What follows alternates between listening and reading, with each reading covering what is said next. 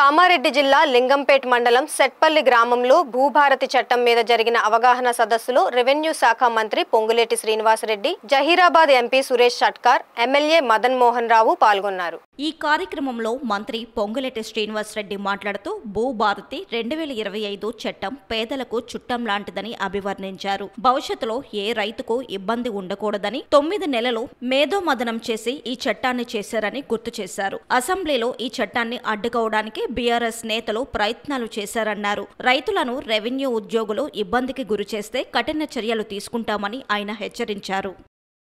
తెలంగాణ రాష్ట్ర రైతన్నలకు భూములున్న ఆసాములకు అంకితం చేయటం జరిగింది.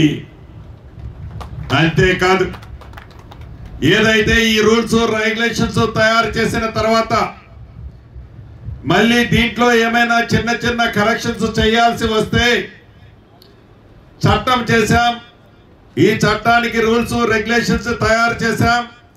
ఈ రూల్స్ రెగ్యులేషన్స్ తయారు చేసి చాట్లో తౌడు పోసి మీరు కొట్లాడండి అన్నట్లు కాకుండా అవసరమైతే పైలట్ మోడల్గా పైలట్ సిస్టంలో 4 ప్రాంతాల్లో 4 మూలల 4 జిల్లాలు తీసుకొని ఈ 4 జిల్లాలలో ఒక్కొక్క జిల్లాలో ఒక్క మండలాన్ని మన లింగంపేట మండలం ఎలా అయితే ఇక్కడ తీసుకున్నామో అన్న సూచనల మేరకు, అన్న అభ్యర్థన మేరకు గౌరవ ముఖ్యమంత్రి గారు సూచించారు.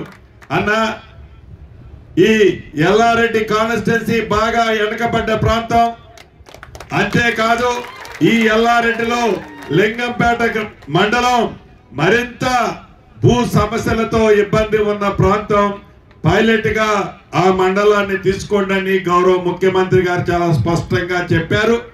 వారి సూచనలతోనే మన ఎల్లారెడ్డి కాన్స్టిట్యున్సీలో ఈ లింగంపేట మండలాన్ని తీసుకొని ఈ 23 రెవెన్యూ గ్రామాలలో ఇందాక గౌరవ కలెక్టర్ గారితో మాట్లాడిన, అడిషనల్ జాయింట్ కలెక్టర్ గారితో మాట్లాడిన ఎన్ని గ్రామాలు ఇప్పటి వరకు మీరే ఎంఆర్ఓ స్థాయి అధికారులు వారి టీము గతంలో ధరణిలో లాగా కాకుండా చెప్పులు అరిగిందాక ప్రజలు కలెక్టరేట్ చుట్టూ తిరగకుండా ప్రభుత్వ యంత్రాంగమే, రెవెన్యూ యంత్రాంగమే ప్రజల వద్దకు రెవెన్యూ గ్రామానికి వెళ్ళి వారి సమస్యల్ని పరిష్కరించాలని ఆదేశించి, ఆ ఆదేశించిన దాంట్లో భాగంగానే ఈ లింగంపేట మండలంలో 23 రెవెన్యూ గ్రామాలుంటే నిన్నటి వరకు 20 గ్రామాలు ప్రత్యక్షంగా ఎంఆర్ఓ స్థాయి అధికారులు వారి టీం వచ్చి మీ దగ్గర అప్లికేషన్లు కూడా వాళ్లే మీకు ఇచ్చి